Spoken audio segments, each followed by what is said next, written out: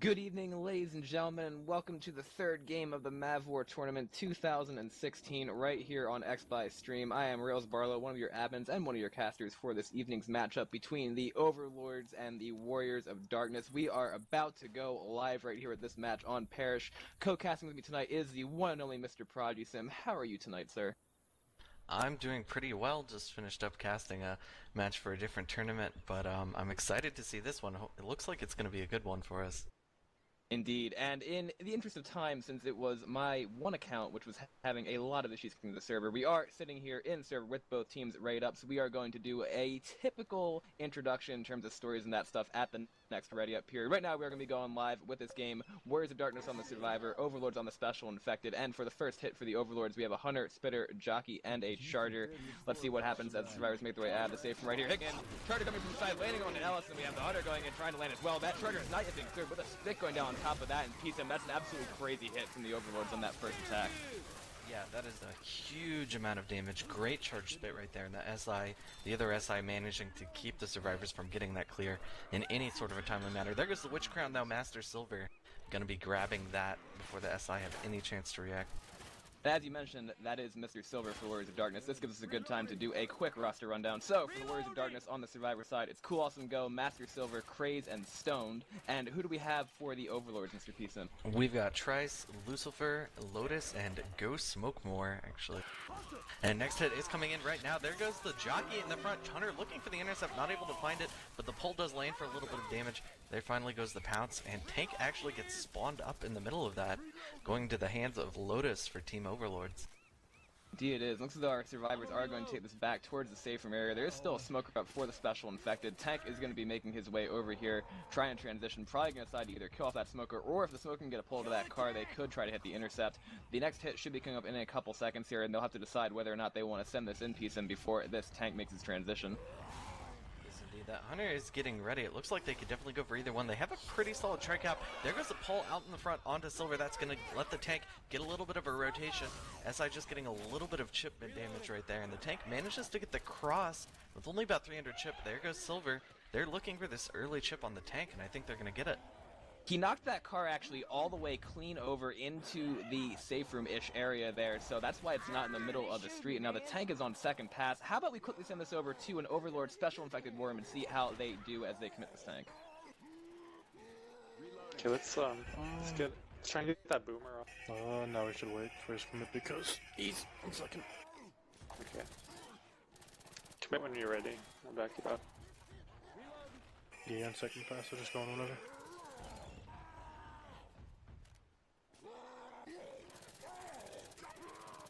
You should just go in. No chip. Go in? Yeah, go on. No, Yeah, go yeah, in. go on. Go on.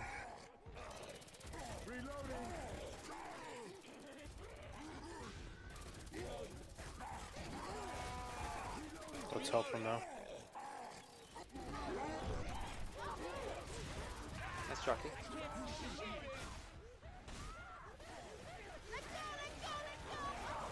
There's a person behind you. I'm cleared.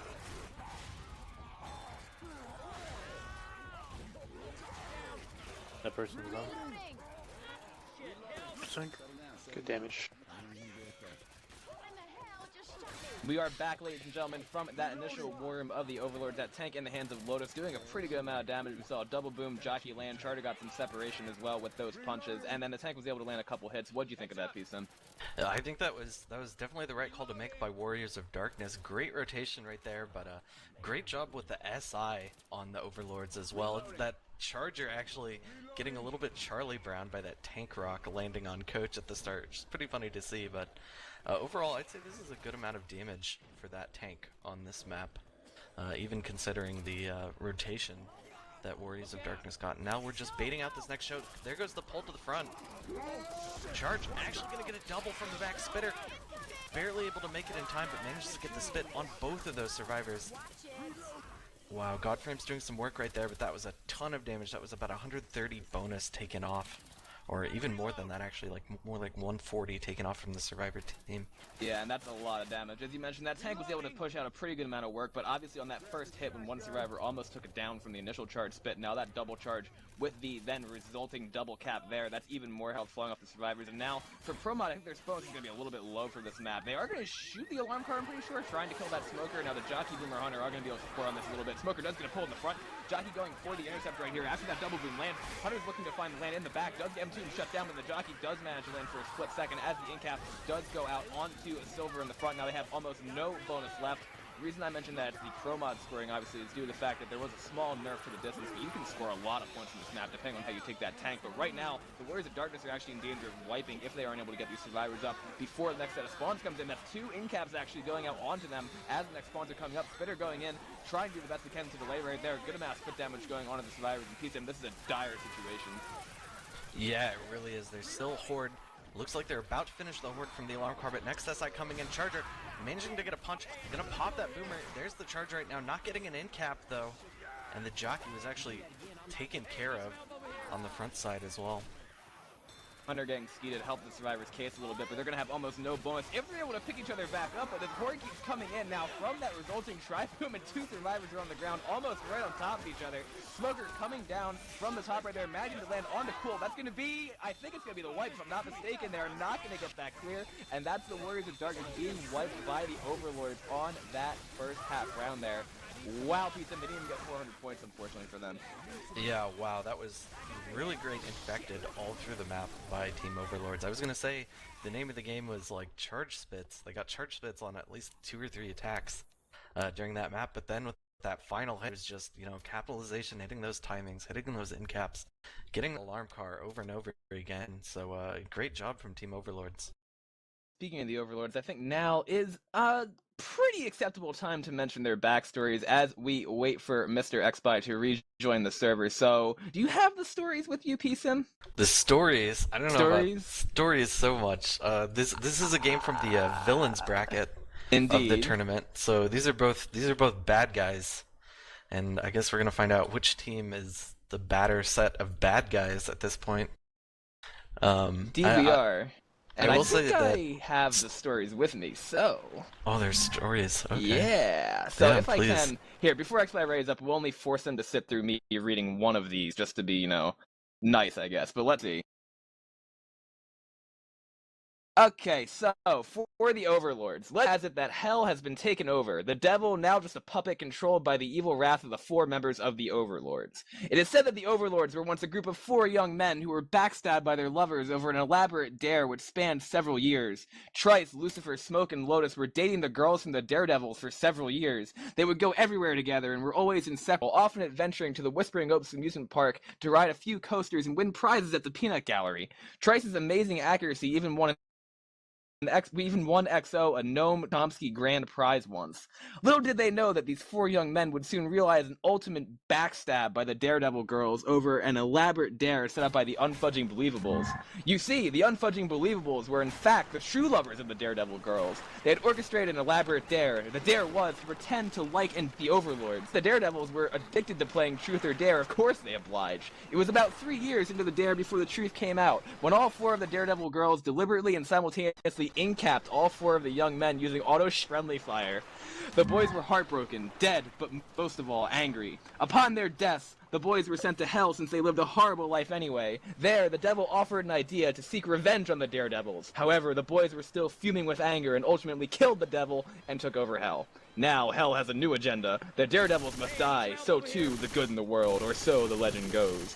And with that, how about we take it live to the second half of the first round here. PSM, I love it. I love the epic saga. Wow, yeah, that's more lore than I think this entire game has on its own, and I was enjoying it quite well. So yeah, wow, these guys have quite a lot going for them. There's a nice jockey skeet right now. Hunter gonna land in the front. Charger just gets the stumble. Nice clears by the Overlords right now. I think that, you know, their backstory is giving them the fire they need to push through this opening hit. That's the exact opposite of what we saw come out on that first hit from the Overlords. They were on SI. Nice crown going out by Lucifer right there. Obviously, they did not eat that charge spit. They were able to keep their bonus intact, obviously, up until this point. They're actually pushing pretty hard, clearing out these common. They might be able to get that tank spawned pretty quickly, but let's see if they're able to withstand this next hit. Spitter, Jockey, Smoker, Hunter coming in right now. Jockey from the front, landing on a coach successfully in the back, and then that Hunter is going to get skied as Lucifer gets pulled by that Smoker. Actually, never mind, the Hunter didn't get skied, landing on the neck. What am I talking about? So, that's the about 40 damage coming out. Now the tank is going to be up into the hands of Cool Awesome Go for the Warriors of Darkness. Yes, indeed. Yeah, I think that was a Jockey Skeet you were catching instead of a Hunter one. Survivor's going to move back to the safe room area right here. And probably going to wait out for this next hit to come in. I doubt we'll see the car go over from the Warriors of Darkness quite like we saw in the first half. But why don't we go ahead and take it over to that infected war room, Warriors of Darkness. Let's do it. He's fully see inside the window. Alright. Just take some sight. Let's get ahead, guys. Let's go. Go, go, go, go. Gonna cross. Get that boom, yeah? I only got one. It's hard, it's a boom. I'm gonna lose my first pass. That's why you can press over. Follow, press over. Yeah, they're not looking. Chip. Alright, get ready to go on next hit. Okay. Don't tunnel vision. Make sure to always see what's around you. Ready? Ready? Yeah, you can go in.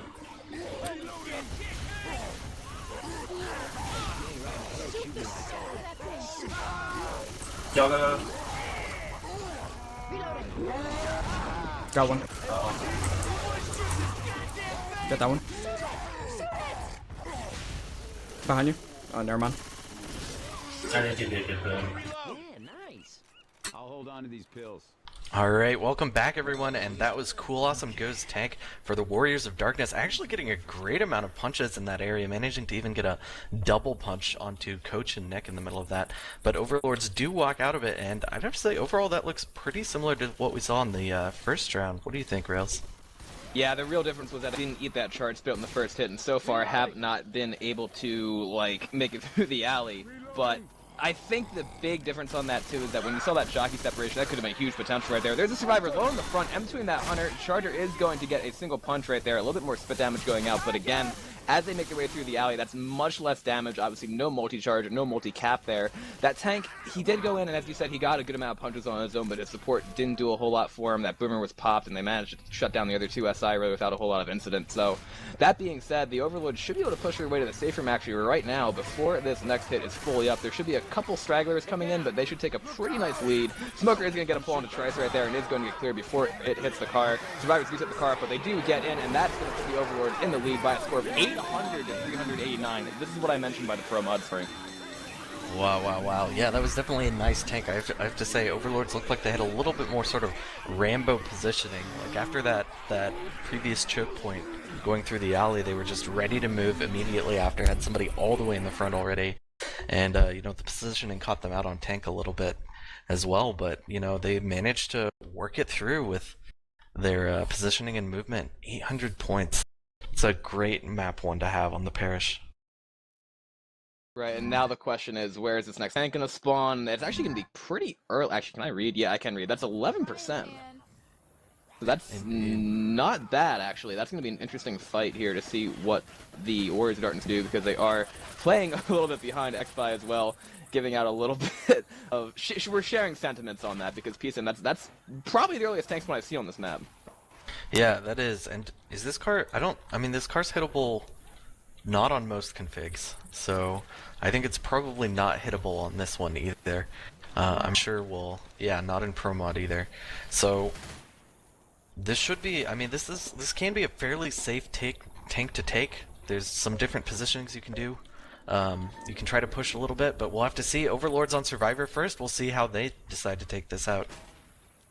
Let's see, the first hit for the Warriors of Darkness is going to be a Spitter, Jockey, Hunter, and a Boomer, so 2-2, somewhat effective in this area, though, if they manage to get things to land, but instead the Spitter's actually going to go in right here, and I think they realize that with that tank percentage, they really don't want the Overlords to push out into that open area to the right.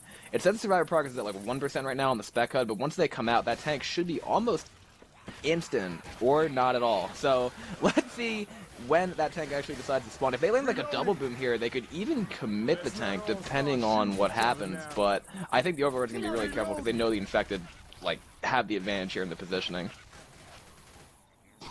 Yeah, definitely so. Here comes the charge though from the back. Getting a punch, whiff right there though. Hunter gonna come in. Gets M2 down and shut down right there. And it looks like this Boomer jockey still not finding anything quite to do with their spawns yet. But the tank is now coming up. Survivor's opting to actually push off that with 1-2 spawns still up. There comes a rock. And Overlords actually managed to push through. No boom gonna land even though they just tried for it. So wow, now it's Silver playing a very standard map 2 park area tank. I really don't. I have to say, I really do not agree with the call from the SI right there. After they sent that like Charger and Hunter, and I think they should just save the entire hit because I checked my current in game instead of looking at the spec HUD, and it was like 12% by the time they were standing right outside the safe room. So theoretically, that probably should have spawned, and that would have changed the fight drastically. Jockey going in, not going to be able to land much of anything. Charger missing the charge. Tank's going to throw another rock, and as you mentioned, Kisa, now this is standard. Like, they lost that opportunity to keep the survivors in a bad area, and this Boomer still could not find a despawn until now. Yes, indeed. Yeah, I have to wonder if the infected team were maybe thinking the tank should have spawned a little bit earlier and weren't quite sure what to do with their hit after that. But Overlord's definitely in a dominant position right now. Nice one boom being found by Craze right there. Tank is already on second pass, 50%. He's going to have to commit. Let's quickly send over to that Warriors of Darkness Worm as he makes his way in. Tom, why are you going in? Why did you just go in? I thought you said go in. No, I'm going in. Ready for help? Yeah, go.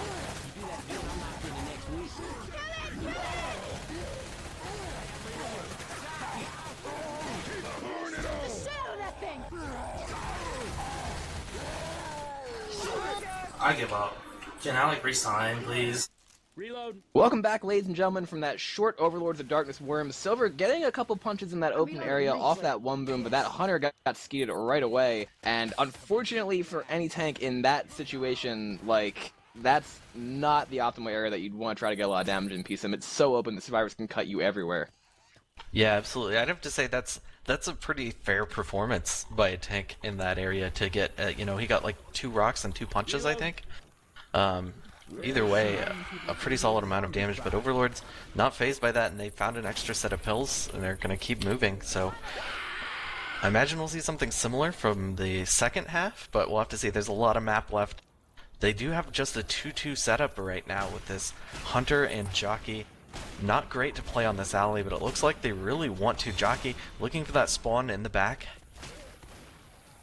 But Don't man, have a they really just good don't. hit right now. Like, yeah, they don't want to go and see. They have to make the decision. Like, do they want to hit now or do they want to try to save what they've got for the next choke? Boomer's going to try to go and does manage to land a single. Jockey coming in from the front, getting dead stopped by Rochelle. Hunter does land on to Ellis in the back and then stop that for not even 2 ticks of damage. But now the problem is that they might risk losing what they wanted for that corner.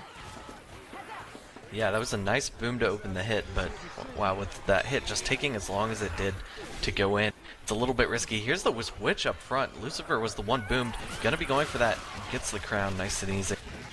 And spawns are now coming up, so Warriors of Darkness should be able to set up in time for this next choke, although it's not quite clear if they'll have the hit set up they're looking for. With that pause coming out by Silver right there. He's gonna wait, what? Yeah, Is he really? You guys win. Let's see. Expert didn't show up. Actually, this actually might be serious. Oh my god, we have a... Woo! Please wait as we need to resolve an issue. Alright, well. We'll be back right after this commercial message. And... Oh no. And it will just be a stomp. You have X on your team. Did If he you know has an that? expert on his team, I was gonna say this team is very similar to the TFPG lineup Yeah. Silver was running in the last tournament. I believe Cool Awesome Go and Stone D and Expert were all on the same team during the TFPG tournament, and they did pretty well there. Yep. I'm kind of surprised to hear him say that he thinks this will just be a stomp. Like they just, I don't know. Maybe it will be. But I'm not even familiar with that many of the players on this Overlords team. Lotus and Ghost Smokemore. I mean, I'm guessing Ghost Smokemore is probably a alias of some sort, but either way, they've definitely been having good performance.